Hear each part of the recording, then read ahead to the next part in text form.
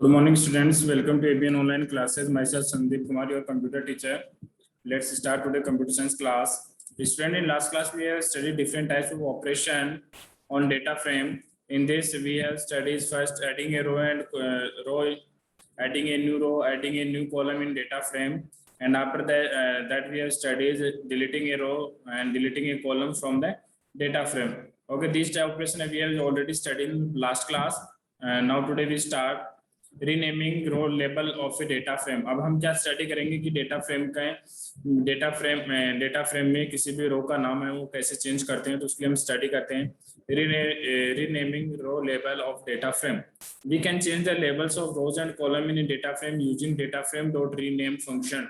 यानी हम क्या कर सकते हैं, अगर हमें डेटा फ्रेम में किसी रो या किसी कॉलम का नाम चेंज करना हो तो उसके लिए हम लोग क्या करेंगे, data frame dot rename function को यूज में लेंगे।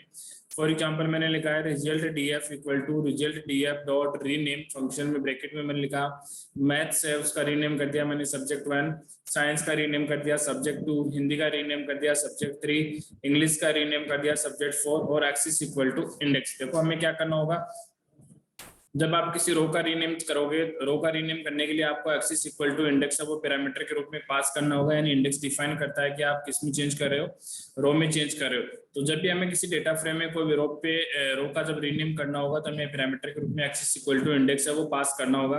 तो इन एग्जाम्पल हम लोगों ने क्या किया था कि मैथ का रीनेम कर दिया सब्जेक्ट 1, साइंस को रीनेम कर दिया सब्जेक्ट 2, हिंदी को रीनेम कर दिया सब्जेक्ट 3 और इंग्लिश को रीनेम कर दिया सब्जेक्ट 4 और एक पैरामीटर के रूप में हमने पास करवा दिया एक्सिस इक्वल टू इंडेक्स। तो एक्सिस इक्वल टू इंडेक्स वो डिफाइन करता है कि आप क्या कर रहे हो, रो लेवल में चेंज कर रहे हो।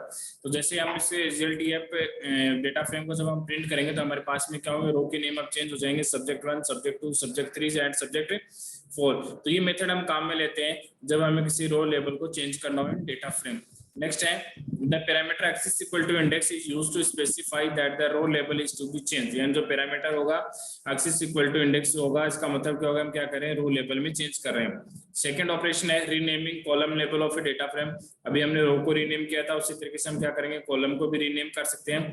तो to rename column name we can use rename function. जैसे हमने रो में काम में लिया था वैसे हम क्या करेंगे, कॉलम में काम में लेंगे। बट अब हमें क्या करना होगा, the parameter axis equal to column implies that we want to change the column label। यानी आपको यहाँ पे क्या करना होगा, एक्सिस इक्वल टू कॉलम है वो पैरामीटर ग्रुप में पास करना होगा। पहले वाले मेथड में हम लोगों ने क्या किया था, एक्सिस इक्वल टू इंडेक्स को पास किया था। तो एक्सिस इक्वल टू इंडेक्स वो डिफाइन करता है कि रो में चेंज करें और एक्सिस इक्वल टू कॉलम का मीनिंग होता है हम क्या करें, कॉलम लेवल में चेंज कर रहे हैं। तो वो एग्जांपल में लिया हमने रिजल्ट डीएफ डेटा फ्रेम है equal to result DF dot rename. या रिजल्ट डीएफ डेटा फ्रेम में हम क्या करें, रीनेम ऑपरेशन लगाया तो हमने लिखा डॉट रीनेम ब्रैकेट में कॉलम का नेम, फर्स्ट कॉलम का नेम था हमारा अर्नब तो इसको चेंज कर दिया स्टूडेंट 1, सेकंड कॉलम का नेम था रमित उसको हमने चेंज कर दिया स्टूडेंट 2, थर्ड कॉलम का नेम था रिया उसको हमने चेंज कर दिया स्टूडेंट 3, फोर्थ का था मल्लिका उसको हमने चेंज कर दिया स्टूडेंट 4 और एक्सिस इक्वल टू हमने क्या डिफाइन कर दिया, कॉलम। तो हम क्या, इसका मतलब क्या होगा, हम क्या करें, कॉलम लेवल में चेंजेस करें। जैसे हम इस रिजल्ट डीएफ को प्रिंट करवाएंगे तो प्रिंट में हमारे पास क्या होगा, अब स्टूडेंट्स के नेम चेंज हो जाएंगे, स्टूडेंट 1, स्टूडेंट 2, स्टूडेंट 3, स्टूडेंट 4 और रो लेवल है वो सेम रहेगा पहले की तरह। तो इस तरीके से हम लोग क्या करते हैं, डॉट रीनेम फंक्शन की सहायता से हम क्या करते हैं, किसी भी डेटा फ्रेम में रो एंड कॉलम लेवल को चेंज कर सकते हैं। ओके स्टूडेंट, नेक्स्ट हम स्टडी करते हैं accessing parameter accessing data frame elements through indexing. अब हम क्या करेंगे, इंडेक्सिंग मेथड के थ्रू डेटा फ्रेम के वैल्यूज को या डेटा फ्रेम के रो एंड कॉलम को हम कैसे एक्सेस करेंगे। तो there are two ways of indexing data frame. Data frame में दो टाइप की इंडेक्सिंग होती है, फर्स्ट होती है लेबल बेस्ड इंडेक्सिंग, सेकंड होती है बूलियन इंडेक्सिंग। इंडेक्सिंग का मतलब क्या होता है, जब हम किसी पर्टिकुलर एलिमेंट को एक्सेस करते हैं तो उसके लिए हम इंडेक्सिंग टेक्निक को यूज में लेते हैं। तो डेटा फ्रेम में इंडेक्सिंग होती है वो टू टाइप से होती है। पहली होती है जिसको हम बोलते हैं लेबल बेस्ड इंडेक्सिंग और दूसरी होती है उसको हम बोलते हैं बूलियन इंडेक्सिंग। तो सबसे पहले हम स्टडी करते हैं label based indexing. Data frame dot LOC, data frame dot LOC bracket is an important method that is used for the label based indexing with the data frame. यानी data frame में अगर आपको indexing method लगाना है तो आपको लिखना होगा डेटा फ्रेम डॉट एलओसी और ब्रैकेट में उस रो या कॉलम का नेम जिसको आप इंडेक्सिंग टेक्निक की सहायता से क्या करना चाहते हो, एक्सेस करना चाहते हो। जैसे फॉर एग्जांपल मैंने लिखा है result DF dot LOC. Result DF मेरी क्या एक डेटा फ्रेम है डॉट एलओसी मेथड के थ्रू हम क्या करते हैं, इंडेक्सिंग लगाते हैं, कौन सी, लेबल बेस्ड इंडेक्सिंग। और ब्रैकेट में मैंने लिखा साइंस, यानी साइंस कॉलम की सारी सभी वैल्यूज है मुझे एक्सेस करनी है, साइंस रो है उसकी सभी वैल्यूज मुझे एक्सेस करनी है। तो जैसे मैं साइंस रो को एक्सेस करूंगा, इसका मतलब क्या है, हर स्टूडेंट की डेटा प्रिंट होगी, तो इसमें डेटा प्रिंट करेगा। अर्नब के साइंस में मार्क्स है वो 91 है, रमित के 81 है, रिया के 71 और मल्लिका के कितने 95। तो ये हो गया हमारा रो बेस्ड इंडेक्सिंग, रो बेस्ड लेबल इंडेक्सिंग।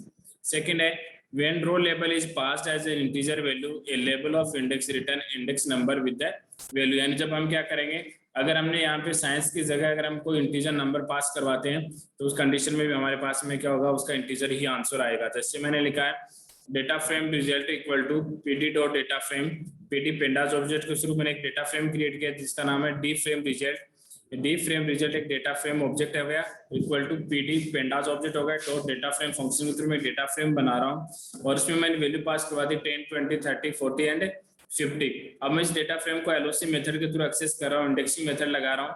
तो इसके लिए मैंने लिखा D frame result dot LOC bracket में 2, यानी मुझे क्या करना है, सेकंड इंडेक्स नंबर की वैल्यू को एक्सेस करना है। तो इसका आंसर क्या आएगा मेरे पास में 30।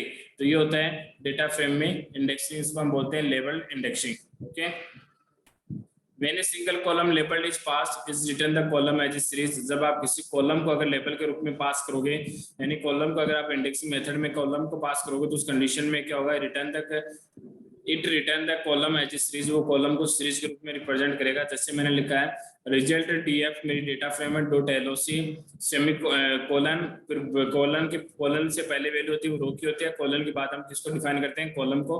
तो कॉमा मैंने कॉलम लिखा अर्नब, यानी मैंने क्या किया है, अर्नब कॉलम की सभी वैल्यू को मैंने डायरेक्टली एक्सेस किया है विद कॉलम नेम से। तो मेरे पास में क्या होंगे, उसके मार्क्स रिप्रेजेंट होंगे, मैथ के मार्क्स उसके 90, साइंस में उसके 91 और हिंदी में क्या है 97। तो इससे पहले वाले हम लोगों ने क्या किया था, रो को पास किया था, रो के थ्रू हमने डेटा एक्सेस किए थे। अब सेकंड हम क्या करें, कॉलम लेबल के थ्रू डेटा को एक्सेस कर रहे हैं। To read more than one row from a data frame a list of row label is pass. अगर आपको एक से अधिक रो को एक साथ में एक्सेस करना हो तो आप क्या करेंगे, रो की लिस्ट को पास करेंगे पैरामीटर के रूप में। तो इसके लिए हम लोग क्या लिखेंगे, मैंने लिखा है एग्जांपल में result DF data frame dot LOC bracket में मैंने पास किया है 2 रोज साइंस और हिंदी। यानी मैं क्या कह चाहता हूँ कि जो रिजल्ट डीएफ डेटा फ्रेम है उसमें साइंस और हिंदी रोज को मैं एक साथ में एक्सेस कर रहा हूँ। तो उसके लिए मैंने लिखा जैसे मैं इनको पैरामीटर के रूप में पास करूंगा तो मेरे पास में क्या होंगे, सभी स्टूडेंट्स के साइंस और हिंदी के मार्क्स वो प्रिंट होंगे। तो कॉलम लेवल हमारा सेम रहेगा, कॉलम लेवल में अन्ना, प्रमित, रिया और मल्लिका है। अब हमें रोल लेवल में किसको एक्सेस करें, हम लोग साइंस और हिंदी को एक्सेस करें, तो हमारे पास सिर्फ साइंस और हिंदी के ही डेटा प्रिंट होंगे। तो साइंस के डेटा हो गए 91, 81, 71 और 95, हिंदी के डेटा हो गए 97, 96, 67 और 99। तो ये होता है हमारा label based indexing in data frame. Next data indexing थी हमारे पास में बुलियन इंडेक्सिंग, उसको स्टडी करते हैं। बुलियन का मीनिंग क्या होता है, बाइनरी वैल्यू होता है। बुलियन का सिंपल मीनिंग होता है बाइनरी वैल्यू, दो ही बाइनरी वैल्यूज होती हैं 0 और 1। 0 का मीनिंग होता है फॉल्स और 1 का मीनिंग होता है ट्रू। तो boolean means a binary value, a binary variable that can represent either the two states, true indicated by 1 and false indicated by 0। यानी बाइनरी का मीनिंग क्या होता है, ये ओनली 2 वैल्यूज होती हैं जो क्या करती हैं, किसी वेरिएबल के स्टेट या कंडीशंस को रिप्रेजेंट करती हैं, जिसमें 1 रिप्रेजेंट करता है हमेशा ट्रू को, 0 रिप्रेजेंट करेगा हमेशा फॉल्स को।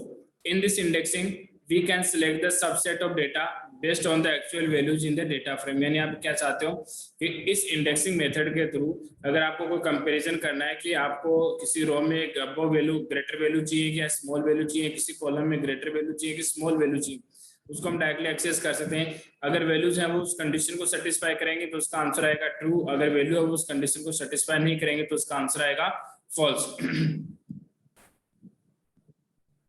In this indexing, we can select the subset of data based on the actual value in the data frame। इसका मतलब होगा एक्चुअल वैल्यू की सहायता से आप क्या कर रहे हो, डाटा जो उस रो या कॉलम में जो डाटा प्रेजेंट है उनका कंपैरिजन कर सकते हो। Rather than there is row and column label, यानी यहाँ पे रो हो चाहे कॉलम लेबल हो, किसी में भी आप दोनों में एक साथ लगा सकते हैं। Thus we can use condition on column name to filter data values। यानी अगर आपको किसी पर्टिकुलर कंडीशन की आधार पे वैल्यूज को प्रिंट करवाना तो उस कंडीशन में आप क्या कर सकते हो, यहाँ पे बुलियन इंडेक्सिंग को अप्लाई कर सकते हो। जैसे मैंने लिखा है रिजल्ट डीएफ मेरी डेटा फ्रेम थी जिसमें मैंने मेथड लगा दिया result DF dot LOC bracket में लिखा मैथ्स इज ग्रेटर देन 90, यानी मैंने क्या किया है, जो मैथ रो है उसमें मैंने कंडीशन लगा दी ग्रेटर देन 90, यानी जो वैल्यूज ग्रेटर देन 90 होंगी उनका आंसर आएगा ट्रू, जो वैल्यू ग्रेटर देन 90 होंगी वो आएगा फॉल्स। ये किस में अप्लाई किया है, रो में अप्लाई किया हम लोगों ने। तो जैसे अर्नब स्टूडेंट था, अर्नब स्टूडेंट्स के मार्क्स वो ग्रेटर देन 90 नहीं है, तो इसकी आउटपुट आ गया इसका फॉल्स। रमित के मैथ में ग्रेटर देन 90 मार्क्स है, तो इसका आंसर आएगा ट्रू। रिया के मैथ्स में मार्क्स ग्रेटर देन 90 नहीं है, तो इसका आंसर आएगा फॉल्स। और मल्लिका के मार्क्स है वो ग्रेटर देन 90, तो इसका आंसर आ जाएगा ट्रू। यानी हम क्या करते हैं, बूलियन इंडेक्सिंग में डाटा को फिल्टर का मतलब हो गया किसी पर्टिकुलर कंडीशन के आधार पर डेटा वैल्यूज को हम लोग प्रिंट करवाते हैं, तो कंडीशन हम लोग डायरेक्टली यहाँ से अप्लाई कर सकते हैं। ओके स्टूडेंट, तो ये था हमारा बूलियन इंडेक्सिंग। नेक्स्ट मेथड पढ़ते हैं accessing data frame element through slicing. हमें पता है कि जब भी हम डेटा एलिमेंट को इन पाइथन लैंग्वेज एक्सेस करेंगे तो दो मेथड हम काम में लेंगे, पहला होगा हमारा इंडेक्सिंग, दूसरा होगा स्लाइसिंग। तो हम लोगों ने डेटा फ्रेम में इंडेक्सिंग मेथड को अप्लाई कर लिया। इंडेक्सिंग दो प्रकार की होती है, बुलियन इंडेक्सिंग और लेबल इंडेक्सिंग, हम दोनों ने इसको स्टडी कर लिया। अब नेक्स्ट हम पढ़ते हैं slicing. We can use slicing to select a subset of rows and columns from a data frame. हम क्या करते हैं, डेटा फ्रेम में रो एंड कॉलम को सिलेक्ट करने के लिए स्लाइसिंग मेथड को अप्लाई कर सकते हैं। To retrieve a set of rows, slicing can be used with row label. अगर आपको किसी रो में किसी सिंगल रो के या मोर देन वन रो के डाटा एक्सेस करने तो आपको स्लाइसिंग में क्या करोगे, स्टार्ट और एंड में आप रो लेबल पास करोगे। अगर आपको कॉलम के डेटा एक्सेस करने हैं तो आप स्लाइसिंग में स्टार्ट और एंड में कॉलम लेबल को पास करोगे। फॉर एग्जाम्पल हमारे पास में एक डेटा फ्रेम है रिजल्ट df.loc, ब्रैकेट में मैंने पास कर दिया मैथ्स कॉलन साइंस, यानी मैं क्या कर रहा हूँ, मैथ्स और साइंस रो को एक्सेस कर रहा हूँ, तो इन दोनों के डेटा प्रिंट होंगे। तो रोल लेबल और कॉलम लेबल तो सेम रहेंगे। कॉलम लेबल थे हमारे पास अर्नब, रमित, रिया एंड मल्लिका। अब हम क्या करें, रो लेबल अप्लाई करें, तो रो में हम लोग क्या करें, स्लाइसिंग मेथड के थ्रू मैथ्स और साइंस रो को ही एक्सेस कर रहे हैं। तो यहाँ पे हमारे पास मैथ और साइंस के डेटा प्रिंट होंगे। तो मैथ्स के डेटा हो गए 90, 92, 81, 94, साइंस के डेटा हो गए 91, 81, 71 और 95। तो ये हो गया row label slicing method. We can use a slice of labels with a column name to access values of those rows in that column only. हम क्या करते हैं, किसी पर्टिकुलर कॉलम में भी स्लाइसिंग मेथड लगा सकते हैं या किसी पर्टिकुलर कॉलम में किसी पर्टिकुलर रो की वैल्यू को एक्सेस कर सकते हैं। जैसे आपको अगर किसी स्टूडेंट का नाम है अर्नब और उसके ओनली सिर्फ साइंस के मार्क्स आपको आइडेंटिफाई करने हैं, तो हम क्या कर सकते हैं कि कॉलम लेबल में स्लाइसिंग मेथड के थ्रू ओनली सिंगल रो को भी एक्सेस कर सकते हैं। उसको हम कैसे एक्सेस करेंगे, एग्जांपल है हमारे पास में रिजल्ट डीएफ हमारे डेटा फ्रेम है। तो रिजल्ट df.loc हम लोगों ने क्या किया, मैथ्स कॉलन साइंस, मैथ्स और साइंस रो को हम लोग एक्सेस कर रहे हैं और कॉलम लेबल हमने लगा दिया अर्नब। यानी हमें क्या करना है, अर्नब जो स्टूडेंट है उसके ओनली मैथ्स और साइंस के हमें मार्क्स आइडेंटिफाई करें, तो हमारे पास आउटपुट में आएगा मैथ्स 90, साइंस 91। तो ये सेकंड मेथड होता है कॉलम लेबल। हमें कॉलम लेबल को कॉलम में स्लाइसिंग मेथड लगा के किसी पर्टिकुलर रो के डेटा को एक्सेस करना। ओके स्टूडेंट, नेक्स्ट है ये हम लोग ऑलरेडी कर चुके हैं, फिल्टरिंग रोज इन डेटा फ्रेम में। डेटा फ्रेम में रोज को हम फिल्टर कैसे करते हैं, पर्टिकुलर कंडीशन की सहायता से हम डेटा फ्रेम में रोज को हम फिल्टर कर सकते हैं। नेक्स्ट टॉपिक है joining, merging and conditions of data frame. जैसे हम लोगों ने सीरीज पे हम लोगों ने एडिशन, सब्ट्रैक्शन, मल्टीप्लिकेशन और डिवीजन ऑपरेशन परफॉर्म किए थे, उसी तरीके से अब हम स्टडी करते हैं कि हम डेटा फ्रेम पे कौन कौन से ऑपरेशन स्टडी कर सकते हैं। तो हम डेटा फ्रेम पे ऑपरेशन लगा सकते हैं। जॉइनिंग टू डेटा फ्रेम को हम एक साथ सिंगल डेटा फ्रेम में ज्वाइन कर सकते हैं, मर्ज कर सकते हैं और उनमें कॉन्टेंशन यानी एडिशन ऑपरेशन में अप्लाई कर सकते हैं। तो सबसे पहले हम स्टडी करते हैं joining. We can use the pandas dot data frame dot append. देखो जब ज्वाइनिंग मेथड आप अप्लाई करोगे, जब दो डेटा फ्रेम का आप ज्वाइनिंग मेथड अप्लाई करोगे तो उस कंडीशन में आपको क्या करना होगा, pandas dot data frame, we can use the pandas dot data frame dot append method. Append का मतलब क्या होता है, ऐड करना। तो हम क्या कर सकते हैं, हम लोग डेटा फ्रेम में ऐड करें तो हम लोग लिखेंगे, पहले लिखेंगे पेंडास, क्योंकि जो डेटा फ्रेम होती है किस में होती है, पेंडास में। तो सबसे पहले लिखेंगे पेंडास डॉट, पेंडास का मतलब क्या होगा, यहाँ पे उस ऑब्जेक्ट हो गया। जैसे हम करेंगे ना, जब पेंडास लैंग्वेज से इंपोर्ट करेंगे तो हम लोग लिखेंगे import pandas as a PD, तो वो ऑब्जेक्ट हो गया। तो यहाँ पे हम लिखेंगे पेंडास का मतलब होगा पेंडास ऑब्जेक्ट डॉट उस डेटा फ्रेम का नाम जिसमें हम क्या करें, ज्वाइनिंग ऑपरेशन लगा रहे हैं डॉट, उसमें हमें क्या करना होगा, अपेंड मेथड को काम में लेना है। We can use the pandas dot data frame dot append method to merge the data frame. इस मेथड को यूज में लेके हम लोग क्या कर सकते हैं, दो डेटा फ्रेम को मर्ज कर सकते हैं, उनको ज्वाइन कर सकते हैं। For example it append rose of the second data frame at the end of the first data frame. यानी क्या होगा, अगर हम रो में अप्लाई करें तो सेकंड डेटा फ्रेम की रो जहाँ पे एंड होगी उसके बाद में क्या होगी, फर्स्ट डेटा फ्रेम की रो है वो यहाँ पे ऐड हो जाएगी यानी मर्ज हो जाएगी। Column not present in the first data frame are added as a new column. और जो फर्स्ट डेटा फ्रेम में जो कॉलम प्रेजेंट नहीं होंगे वो क्या होंगे, सेकंड कॉलम वो अपने आप क्या जाएंगे वहाँ पे ऐड हो जाएंगे। और जिनकी वैल्यू नहीं होगी उनकी वैल्यू को हम किससे रिप्लेस कर देंगे, एन के थ्रू।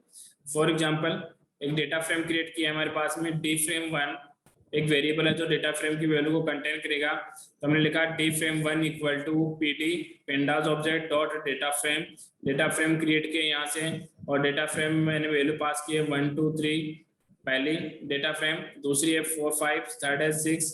इनके कॉलम लेवल हमने पास कर दिया C1 C2 C3, इंडेक्सिंग इनकी पास करवा दी R1 R2 R3। तो ये इंडेक्सिंग किसके लिए, रो के लिए। कॉलम लेवल हम लोगों ने डिफाइन कर दिया C1 C2 C3 है। और हमारे पास डेटा फ्रेम है, पहले डेटा फ्रेम में उसमें वैल्यू है 1 2 3, दूसरी डेटा फ्रेम में वैल्यू है 4 और 5, तीसरी डेटा फ्रेम में वैल्यू है 6। यानी हम क्या करें यहाँ पे मोर देन वन डेटा फ्रेम में क्या करें, जॉइनिंग ऑपरेशन लगा रहे हैं। तो जैसे मैं डेटा फ्रेम 1 को प्रिंट करूंगा तो कॉलम लेवल तो हो जाएंगे C1 C2 C3, रो लेवल हम लोगों ने डिफाइन कर रखे हैं R1 R2 R3। अब हमें क्या करना है, इनकी वैल्यू पुटअप करनी है। तो पहले डेटा फ्रेम में वैल्यू है 1 2 3, तो C1 की वैल्यू 1 हो जाएगी, C2 की वैल्यू 2 हो जाएगी, C3 की वैल्यू 3 होगी। दूसरी डेटा फ्रेम में वैल्यू है 4 और 5, तो इसका मतलब C1 की वैल्यू 4 हो गई, C2 की वैल्यू 5 हो गई, C3 की कोई भी वैल्यू प्रेजेंट नहीं है तो इसका मतलब वो क्या होगी, एन यानी not a number. Third data frame है उसमें ओनली एक की वैल्यू है 6, तो इसका मतलब वो C1 की वैल्यू हो गई 6, C2 की वैल्यू प्रेजेंट नहीं है तो उसको हम रिप्लेस कर देंगे एन के थ्रू, C3 की वैल्यू भी प्रेजेंट नहीं है तो हम उसको रिप्लेस कर देंगे एन के थ्रू। ओके, तो ये हो गया हमारा two more than one data frame को एक साथ ज्वाइन करना। उसी तरीके से हम अगर अनदर एग्जांपल लेते हैं, एक सेकंड एग्जांपल और दे रखा है। सेकंड एग्जांपल में मैंने लिखा है D frame 2 equal to PD, second data frame हम लोगों ने क्रिएट किया तो हमने लिखा D frame 2 equal to PD dot data frame. पहले से वैल्यू पास करवा दी 10 20, दूसरी वैल्यू 30, फिर नेक्स्ट है 40 50। इसके लिए कॉलम लेवल हमने डिफाइन कर दिया कि C2 और C5 है, और इंडेक्स हमने डिफाइन कर दिया R2 R4 R2 and R5। तो जब मैं इसको प्रिंट करवाऊंगा तो कॉलम लेवल तो रहेंगे C2 C5, रो लेवल हो गए R4 R2 एंड R5। तो पहली वैल्यू 10 20, इसका मतलब C2 की वैल्यू 10, C5 की वैल्यू 20। दूसरी में सीरीज में एक की वैल्यू है 30, तो इसका मतलब C2 की वैल्यू होगी 30 और C5 की वैल्यू को हम रिप्लेस कर देंगे एन के थ्रू। थर्ड है हमारे पास टू वैल्यूज हैं 40 एंड 50, तो इसका मतलब C2 की वैल्यू 40 और C5 की वैल्यू 50। अब हम स्टूडेंट्स हम क्या करेंगे, यहाँ से हम लोगों ने क्या किया, दो सीरीज ही थी उनको हम डेटा फ्रेम में कन्वर्ट कर दिया। पहली हमारी डेटा फ्रेम होगी डी फ्रेम 1, दूसरी डेटा फ्रेम होगी हमारे पास डी फ्रेम 2। अब हम क्या करेंगे, दोनों डेटा फ्रेम को एक साथ में ऐड करेंगे अपेंड मेथड के थ्रू। तो इस यहाँ पे हमने लगा दिया D frame 1 equal to D frame 1 dot append D frame 2। इसका मतलब क्या हो गया, डी फ्रेम 1 है उसमें हमने अपेंड कर दिया डी फ्रेम 2, यानी डी फ्रेम 1 जहां पे फिनिश होगी उसके बाद में हमारे कौन सी ऐड हो जाएगी, डी फ्रेम 2 ऐड हो जाएगी।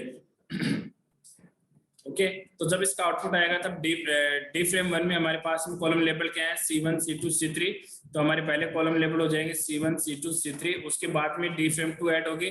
तो डी फ्रेम 2 में हमारे पास कॉलम लेबल कौन से हैं, C2 और C5। तो C2 तो ऑलरेडी है, नेक्स्ट एक कॉलम ऐड हुआ है तो C5, तो उसको हम लास्ट में रिप्लेस कर देंगे C5 के थ्रू। ओके, उसी तरीके से डी फ्रेम 1 में हमारे पास में रो लेबल थे R1 R2 R3, तो हमारे पहले रो लेबल हो गए R1 R2 R3। उसी तरीके से उसके बाद में डी फ्रेम 2 में रो लेबल है R4 R2 एंड R5। तो R4 हमारे पास में है, उसके बाद में R2 ऐड हो जाएगा और उसके बाद में R5 हो जाएगा, यानी इसमें डुप्लीकेट रो हो सकती है। उसी तरीके से सेम डाटा आएंगे। डी फ्रेम 1 में पहली वैल्यू थी 1 2 3, तो पहली वैल्यू आ गई 1 2 3। C5 की वैल्यू नहीं है तो इसको हमने रिप्रेजेंट कर दिया एन के थ्रू। उसी तरीके से सेकंड रो की वैल्यू थी 4 5 और एन, तो यहाँ पे हो गया 4 5 एन और C5 की वैल्यू नहीं है तो उसको भी हम क्या कर देंगे, एन के थ्रू रिप्लेस कर देंगे। तो इस तरीके से जो वैल्यू प्रेजेंट होगी वो पुटअप हो जाएंगे, जो वैल्यूज प्रेजेंट नहीं होंगे हम उसको क्या रिप्लेस कर देंगे, एन के थ्रू रिप्लेस कर देंगे। तो ये मेथड होता है, तो डेटा फ्रेम को एक साथ में जोड़ना, joining of two data frame. इसके लिए हम लोग क्या करेंगे, data frame dot append method को यूज में लेंगे। ओके स्टूडेंट, तो ये था हमारा joining of two data frame. Next है to get the column label appear in the sorted order. अगर आपको कॉलम लेबल है वो सॉर्टेड ऑर्डर में चाहिए, सॉर्टेड ऑर्डर का मीनिंग या तो इंक्रीजिंग ऑर्डर या डिक्रीजिंग ऑर्डर में अगर आपको कॉलम लेबल्स को प्रिंट करवाना है तो we can set the parameter set equal to true, यानी आप क्या करोगे, sorry, we can set the parameter sort equal to true, यानी आपने जो मेथड लगाया append method D frame two comma, यहाँ पे आप लिख सकते हो सॉर्ट, यहाँ पे आप लिख सकते हो सॉर्ट इक्वल टू ट्रू। अगर आप सॉर्ट इक्वल टू ट्रू लिखोगे इसका मतलब हो गया आपके कॉलम लेबल होंगे किस में होंगे, एक ऑर्डर में होंगे, इट में भी असेंडिंग और descending order. The column label shall appear in unsorted order when the parameters sort equal to false। अगर आपने कोई पैरामीटर अगर आपने यहाँ पे लिखा है sort equal to false, या अगर आपने कोई भी पैरामीटर पास नहीं करवाया तो उस कंडीशन में आपके जो कॉलम लेबल होंगे वो अनऑर्डर्ड में होंगे, यानी उनका कोई भी ऑर्डर नहीं होगा, तो उनको हम ऑर्डर में सेट करने के लिए पैरामीटर पास करेंगे sort equal to true। Okay students, next हम पढ़ते हैं एट्रीब्यूट्स ऑफ डेटा फ्रेम। अब एट्रीब्यूट्स क्या हो सकते हैं डेटा फ्रेम के। To understand attributes of data frame let's consider following example. Attributes को हम स्टडी करने के लिए एग्जांपल कंसीडर करते हैं। हमारे पास में एक डेटा फ्रेम है forest area equal to Assam PD dot series. हम क्या कर रहे हैं कि एक डेटा फ्रेम बना रहे हैं, उसका नेम है आसाम, और उसमें हम सीरीज में इसको थ्रू वैल्यू असाइन करवा रहे हैं। हम सीरीज को किस में कन्वर्ट कर रहे हैं, डेटा फ्रेम में, तो वैल्यू है 78,438 27,970, ये हमारे पास वैल्यूज हैं। इंडेक्स हम लोगों ने डिफाइन कर दिया जियोग्राफिकल एरिया और वेरी डेंस, ठीक है। अब हम इसको स्टडी करते हैं एट्रीब्यूट्स। तो टू डिस्प्ले रो लेबल्स, अगर रो लेबल को डिस्प्ले करना है तो data frame forest dot area dot index method, यानी किसी रो लेबल के इंडेक्स को अगर आपको रिप्रेजेंट करना है तो हम मेथड अप्लाई करेंगे। यहाँ पे data frame dot index method को यूज में लेंगे। तो जिस तरीके से अगर हमें इसके इंडेक्स रिप्रेजेंट करवाने तो हमने लिखा forest area dot index. Data frame dot columns है to display the column label, अगर आपको ओनली कॉलम लेबल को प्रिंट करवाना तो आप लिखोगे डेटा फ्रेम डॉट कॉलम। तो यहाँ पे हमने हमारे पास डेटा फ्रेम है वो फॉरेस्ट एरिया, तो हमने लगा दिया फॉरेस्ट एरिया डॉट कॉलम्स। तो यहाँ पे क्या होंगे, कॉलम लेबल है वो हमारे पास प्रेजेंट आउटपुट में प्रिंट होंगे। नेक्स्ट हमें data frame dot dtypes to display the data type of each column in the data frame. अगर डेटा फ्रेम में हर कॉलम का अगर आपको डेटा टाइप आइडेंटिफाई करना है तो उसके लिए हम लिखेंगे डेटा फ्रेम का नेम डॉट डी टाइप्स। तो मैंने यहाँ पे कर दिया print forest area, data frame में हमारे पास में क्या है forest area equal dot D types. इसका मतलब क्या हो गया, फॉरेस्ट एरिया जो डेटा फ्रेम है उसमें हर कॉलम का डेटा टाइप हमारे पास में क्या होगा, आउटपुट में प्रिंट होगा कि इंटीजर है, कैरेक्टर है कि फ्लोट है। नेक्स्ट है डेटा फ्रेम डॉट वैल्यूज, अगर डेटा फ्रेम में किसी वैल्यूज को प्रिंट करवाना है तो to display a NumPy array having all the values in the data frame without the axes label, यानी आपको उस डेटा फ्रेम में जितने भी वैल्यूज हैं उनको अरे फॉर्मेट में प्रिंट करवाने के लिए हम लोग कहाँ मिलेंगे, डेटा फ्रेम डॉट वैल्यूज, यानी उसमें न तो रो लेबल होगा नहीं क्या होगा कॉलम लेबल होगा, विदाउट लेबल वो क्या होंगे सभी एक सिंगल वन डायमेंशनल अरे में प्रिंट हो जाएंगे। तो display नमपाई array having all the values, यानी एक नमपाई अरे प्रिंट होगा जिसमें सारी वैल्यूज होंगी उस डेटा फ्रेम की in the data frame without the axes label, यानी उसमें कोई भी लेबल नहीं होगा, न तो रो लेबल होंगे न ही कॉलम लेबल होंगे। तो इसके लिए मैंने लिखा प्रिंट डेटा फ्रेम का नेम है फॉरेस्ट एरिया डॉट वैल्यूज, तो इसका मतलब होगा उस डेटा फ्रेम फॉरेस्ट एरिया में जितनी भी वैल्यूज हैं वो सारे किसके रूप में प्रिंट होंगी, अरे के रूप में प्रिंट हो जाएंगे। नेक्स्ट हो गया data frame dot shape to display tuple representing the dimensionality of the data frame, यानी आपको टपल का मतलब हो गया कॉलम्स, यानी to display tuples representing the dimensionality of the data frame, यानी डेटा फ्रेम का स्ट्रक्चर क्या है उसको स्ट्रक्चर को रिप्रेजेंट करने के लिए हम लोग डॉट शेप मेथड को काम मिलेंगे। तो इसी तरीके से अगर हमें फॉरेस्ट एरिया डेटा फ्रेम के शेप को आइडेंटिफाई करना तो हम इसको कराएंगे प्रिंट ब्रैकेट में पैरामीटर के रूप में होगा forest dot area dot shape. यहाँ से क्या होगा आपकी जो फॉरेस्ट एरिया डेटा फ्रेम उसकी शेप का मतलब हो गया वो 1D अरे की फॉर्मेट में है कि 2D अरे की फॉर्मेट में है, वो आपको यहाँ से उसकी शेप रिप्रेजेंट होगी। ओके नेक्स्ट है डेटा फ्रेम डॉट साइज, अगर डेटा फ्रेम की साइज को आपको आइडेंटिफाई करना है तो हम लिखेंगे data frame dot size to display a tuple representing the dimensionality of the data frame, यानी डेटा फ्रेम की साइज क्या है उस साइज का मतलब हो गया उसमें इंटीजर फ्लोट कैरेक्टर की क्या साइज होती है उन सब की कंप्लीट साइज क्या होगी उस डेटा फ्रेम की, हर एलिमेंट की हर डेटा फ्रेम में हर एलिमेंट की साइज को आइडेंटिफाई करके उन सबका सम करके हमें उस डेटा फ्रेम की टोटल साइज को आइडेंटिफाई करना है। तो इसके लिए हमने लोगों ने लिखा प्रिंट डेटा फ्रेम का नेम है forest dot area dot size method हमने अप्लाई कर दिया, इसका मतलब होगा हमारे डेटा फ्रेम की टोटल साइज यहाँ से हमें आउटपुट में शो होगी। और नेक्स्ट मेथड है data frame dot T to transforms the data frame, transforms का मीनिंग होगा डेटा फ्रेम को रिवर्स ऑर्डर में प्रिंट कराना, यानी पहले डेटा फ्रेम में रो एंड कॉलम थे, अब हम क्या करें कॉलम को चेंज कर देंगे रो में, और रो किस में चेंज हो जाएंगे डेटा फ्रेम के कॉलम से। इसको हम बोलते हैं ट्रांसफॉर्म्स ऑफ मैट्रिक्स, यानी मैट्रिक्स में रो एंड कॉलम को इंटरचेंज करना। रो जो कॉलम लेबल थे वो रो लेबल में कन्वर्ट हो जाएंगे, रो लेबल है वो किस में कन्वर्ट हो जाएंगे कॉलम लेबल में। तो अगर किसी डेटा फ्रेम को ट्रांसफॉर्म्स करना तो हम लगाएंगे डेटा फ्रेम डॉट टी, तो हमने लिखा प्रिंट डेटा फ्रेम थी मेरे पास में फॉरेस्ट एरिया डॉट टी, इसका मतलब होगा उसका ट्रांसफॉर्म्स हो जाएगा, उसकी रोज होंगी वो कॉलम में कन्वर्ट हो जाएंगे, और कॉलम किस में कन्वर्ट हो जाएंगे रोज में कन्वर्ट हो जाएंगे। नेक्स्ट है data frame dot head bracket में parameter n to display the first n rows in the data frame. अगर आपको डेटा फ्रेम में फर्स्ट n रोज, n का वैल्यू कुछ भी हो सकती है 1 2 3, अगर डेटा फ्रेम में जितनी भी वैल्यू आप पास करोगे उसका मीनिंग क्या हो गया to display the first n rows, जो आपने वैल्यू पास करी वो फर्स्ट रोज है वो आपका आउटपुट में डिस्प्ले होंगे। डिस्प्ले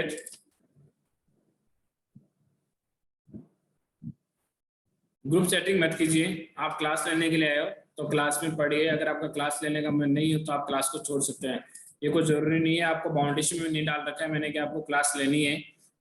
जिसको पढ़ने की इच्छा हो वो पढ़ सकता है, जिसको पढ़ने की इच्छा है वो टाइम पास ना करें, क्योंकि टाइम पास करने से नहीं तो कोई आपका बेनिफिट होने वाला है, नहीं मेरा कोई बेनिफिट होने वाला है, इसलिए क्लास में आए हो तो फोकस करके पढ़िए। अगर हमें डेटा फ्रेम की एन रोज को प्रिंट कराना है, एन रोज का मतलब हो गया फर्स्ट एन रो को प्रिंट कराना, तो हम लोग लिखेंगे डेटा फ्रेम डॉट है ब्रैकेट में एन की वैल्यू को पास करवाएंगे।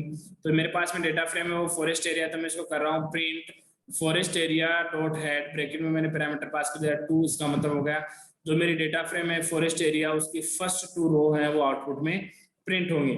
उसी तरीके से नेक्स्ट मेथड है data frame dot tail N, ये क्या करेगा to display the last N rows in the data frame. अगर आपको लास्ट एन रोज को प्रिंट करवाना है तो उसमें हम लोग क्या करेंगे data frame dot tail method को यूज में लेंगे।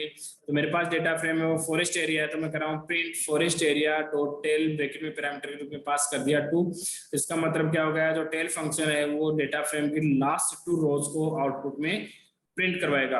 तो ये हमारा नेक्स्ट मेथड था data frame dot tail, data frame की लास्ट एन रोज को प्रिंट करवाने के लिए, data frame dot head n data frame की फर्स्ट एन रोज को प्रिंट करवाने के लिए। तो ये होते हैं attributes of data frame. Next topic है importing and exporting data between CSV files and data frames. अब क्या होगा कि हम लोगों ने अभी तक जो स्टडी किया है डेटा फ्रेम, उसमें हम लोगों ने क्या किया किसी सीरीज को डेटा फ्रेम में कन्वर्ट किया है, डिक्शनरी को हम लोगों ने डेटा फ्रेम में कन्वर्ट किया है, डायरेक्टरी को हम लोगों ने डेटा फ्रेम में कन्वर्ट किया। अब हम क्या करेंगे कि हमारे को डेटा फ्रेम फाइल क्रिएट कराएंगे, किसी भी एक्सेल फाइल में हम एक फाइल क्रिएट करेंगे और उस फाइल को हम किस में कन्वर्ट करेंगे डेटा फ्रेम में कन्वर्ट करेंगे। तो इसके लिए हम import and export method use में लेंगे।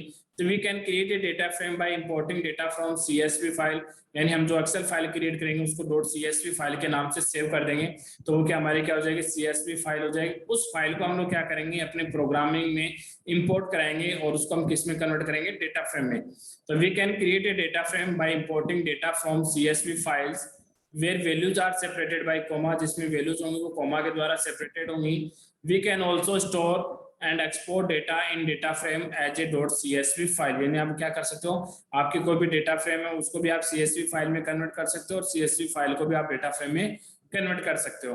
तो सबसे पहले हम स्टडी करते हैं importing a CSV file to a data frame, यानी सबसे पहले हमारे पास में एक CSV फाइल है उसको हम इंपोर्ट कर रहे हैं किसके फॉर्मेट में डेटा फॉर्मेट में, डेटा फ्रेम के फॉर्मेट में। तो let's assume that we have the following data in CSV file named result data.csv stored in the folder CNCRT. You can create CSV file in spreadsheet and save it in computer। यानी हम क्या करते हैं एक spreadsheet यानी Excel में हम लोग क्या करते हैं एक फाइल बनाते हैं, उस फाइल में हमारे पास कॉलम है रोल नंबर, नेम है, एक सब्जेक्ट है इकोनॉमिक्स और मैथ्स, इसके हम लोगों ने डाटा एंटर करवा रखे हैं। अब क्या करें उस स्प्रेडशीट की फाइल को हम लोगों ने कंप्यूटर में सेव कर दिया, तो सेव करते समय हमने उस फाइल का नेम .csv एक्सटेंशन काम में लिया। जैसे वो फाइल सेव हो गई तो हम क्या करेंगे उस फाइल की लोकेशन को डिफाइन करके उसको डायरेक्टली अपने इस पेंडाज में क्या करेंगे इंपोर्ट करेंगे। ठीक है, तो हमारे पास में एक डेटा फ्रेम फाइल है, एक एक्सेल की फाइल है, उसमें लिखा हुआ रोल नंबर है 1 2 3 4 5, नेम ऑफ स्टूडेंट है अर्णव, कृतिका, दिव्यांग, विवाम एंड आरुष। सब्जेक्ट के इकोनॉमी सब्जेक्ट के मार्क्स हैं 18 23 51 40 81, मैथ सब्जेक्ट के मार्क्स हैं 57 45 37 60 और 27। ये हमने एक एक्सेल की फाइल बना ली और उसको .csv एक्सटेंशन की सहायता से हमने सेव कर दिया। अब हम क्या करेंगे इसको इंपोर्ट करेंगे, कैसे करेंगे We can load the data frame from result data.csv file into a data frame by using pandas read underscore csv function। यानी एक फंक्शन काम में लेंगे जो क्या करेगा, आपकी csv फाइल को इंपोर्ट करेगा। इंपोर्ट करने के लिए उसके लिए हम लिखेंगे रीड अंडरस्कोर सीएसवी फंक्शन को यूज में लेंगे। जैसे मैंने एक वेरिएबल बनाया मार्क्स, तो मार्क्स इक्वल टू लिखा PD and pandas object dot read CSV, और उस फाइल का कंप्लीट पाथ मैंने लिखा C/NCRT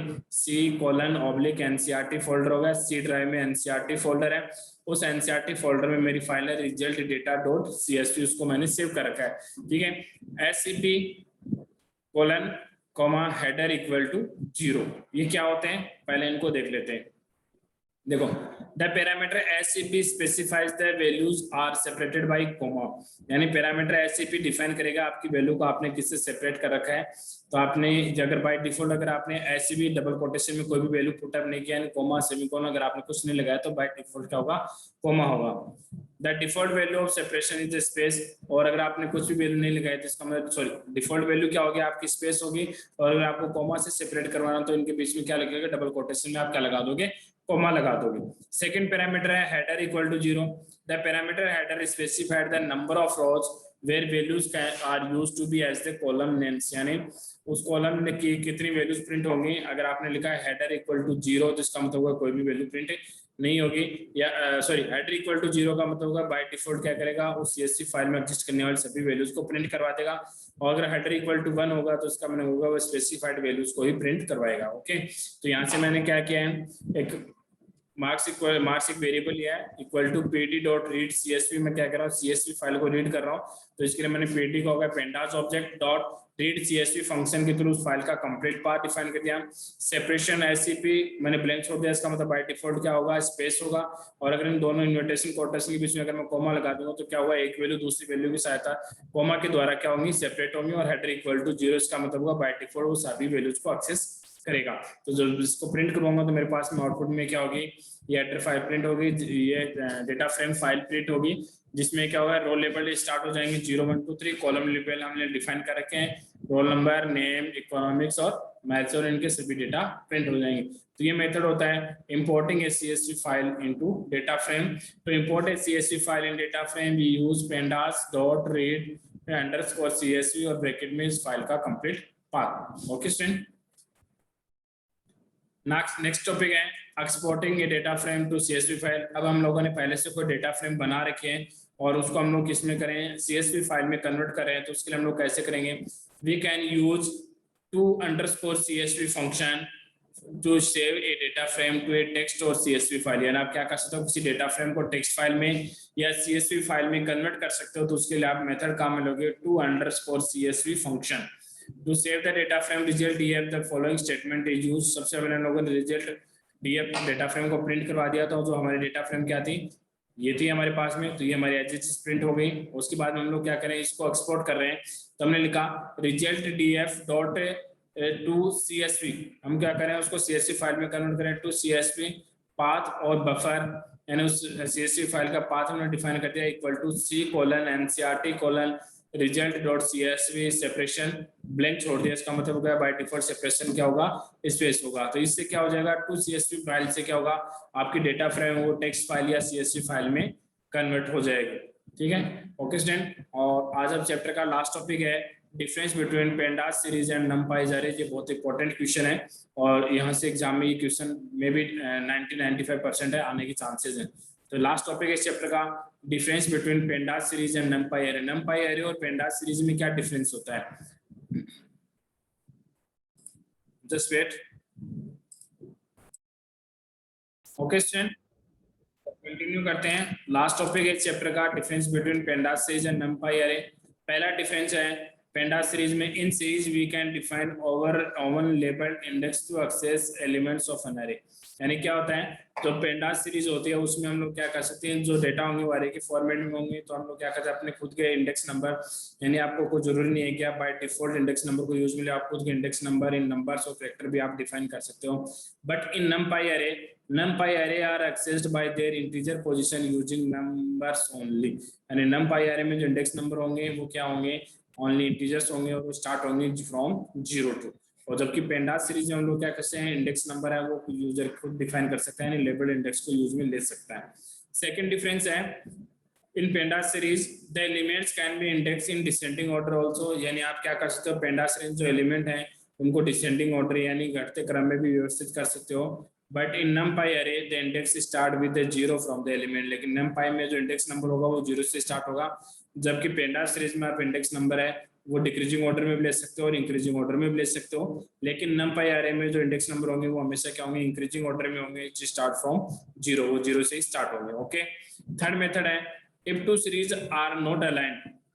पेंडास सीरीज में क्या होता है, if two series are not aligned and NaN और मिसिंग वैल्यूज आर जनरेटेड। जब हम पेंडास में दो सीरीज को जब ऐड कर रहे हैं, दो सीरीज में जब हम कोई भी ऑपरेशन परफॉर्म कर रहे हैं, तो दोनों सीरीज में अगर इंडेक्स नंबर मैच नहीं कर रहे हैं, यानी किसी सीरीज में इंडेक्स नंबर कम है किसी में ज्यादा है, तो जिसमें कम होंगे उसके जो वैल्यूज होंगे उनको हम क्या करेंगे, NaN के थ्रू रिप्लेस कर देंगे। But there is no concept of NaN if there is no nothing values assigned fails, यानी अगर नमपाई अरे में कोई भी लेबल इंडेक्स है या इंडेक्स में वो अलाइंड नहीं है, या नमपाई अरे में दो अरे को जब हम ऐड करें दोनों में इंडेक्स नंबर मैच नहीं करते, तो वहां पे ऐसा कोई भी कंसेप्ट नहीं है कि आप मिसिंग वैल्यू का NaN के थ्रू रिप्लेस कर दो। इसका मतलब क्या हो जाएगा, नमपाई अरे पे जो ऑपरेशन लगा रहे वो ऑपरेशन क्या हो गया, फेल हो गया। जबकि पेंडास सीरीज में अगर वो इंडेक्स नंबर अगर दोनों सीरीज के मैच नहीं करते, तो जो वैल्यू मिसिंग होगी उसको हम NaN के थ्रू रिप्लेस कर देंगे। लास्ट एंड फाइनल डिफरेंस है, series require more memory data frame. Pandas series को स्टोर करने के लिए क्या होता है, मेमोरी स्पेस की ज्यादा रिक्वायरमेंट होती है, जबकि नमपाई को कम की रिक्वायरमेंट होती है। क्यों? क्योंकि नमपाई अरे में क्या होते हैं, जो वैल्यूज होंगे वो कंटिन्यूस होंगे, उनके बीच में कोई ब्लैंक स्पेस नहीं होगा। लेकिन पेंडास सीरीज में क्या होती है, जो वैल्यू अगर नहीं होगी उसको हम NaN के थ्रू रिप्लेस करेंगे, इसका मतलब होगा इसकी साइज ऑटोमेटिकली इंक्रीज होगी। तो ये हमारा थर्ड चैप्टर था, पेंडास, इंट्रोडक्शन ऑफ पेंडास 1, जिन लोगों ने हम लोग स्टडी किया था। पहले हम पेंडास को कैसे इंपोर्ट करेंगे, फिर पेंडास के हमने डाटा स्ट्रक्चर, नमपाई, पेंडास सीरीज और पेंडास डेटा फ्रेम को स्टडी किया था। पेंडास सीरीज पे हम लोगों ने डिफरेंट टाइप ऑपरेशन, इसके एट्रीब्यूट स्टडी किए, फिर डेटा फ्रेम के डिफरेंट टाइप्स ऑफ ऑपरेशन और एट्रीब्यूट स्टडी किए। तो ये हमारा थर्ड चैप्टर है, वो कंप्लीट हो गया। From tomorrow we start our next chapter 4, that is introduction of pandas part 2। ये हमारा pandas का पार्ट फर्स्ट था, जिसमें उन्होंने दो डेटा स्ट्रक्चर स्टडी कर लिए, सीरीज और डेटा फ्रेम। ओके स्टूडेंट, तो आज की क्लास में इतना ही, और नेक्स्ट क्लास में हम लोग नेक्स्ट चैप्टर स्टडी करेंगे, और यहाँ तक कि आपका जो टेस्ट होगा उसमें यहाँ तक का सिलेबस आएगा। ऑलरेडी मैं नोट्स आपको सेंड कर चुका हूँ, सभी स्टूडेंट्स अपने नोट्स हैं वो नोटबुक में राइट कर, किसी भी कोई प्रॉब्लम कोई डाउट हो तो आप पूछ सकते हो।